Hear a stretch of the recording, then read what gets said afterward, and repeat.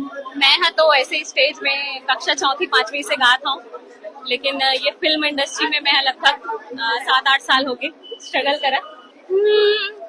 बेनी मागा थलो तुर मयाला अर छे रही बेगा कान के बाली माँ होठ के लाली माँ मन मुरे अरछ गेना। मन के गाना छत्तीसगढ़ में पूरा धमाल मचावा, का बोलना चाहता? बोलना ये चाहता हूँ कि छत्तीसगढ़ की जनता अतिक मया करते हमल्ला, हमार गीत मल्ला, हमार फिल्म मल्ला बहुत अच्छा लगते और सुनत रहो भाई गाना मल्ला। अपन जब जितना ज्यादा पसंद करूँ उतना हमारा मोटिवेशन मिलता है।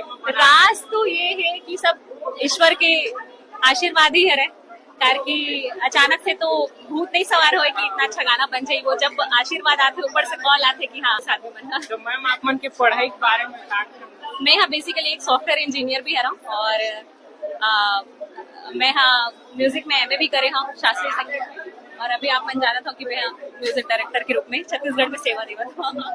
तो मैम आप मन के एकदम जबरदस्त सुपर हिट गाना सुनाते छत्तीसगढ़ में धमाल मचाए।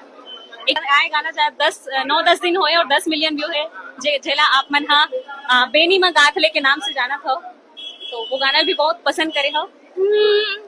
बेनी माँ गाथलो तुर मयाला अर छे रही बेगा तेहार छे रही बेगा।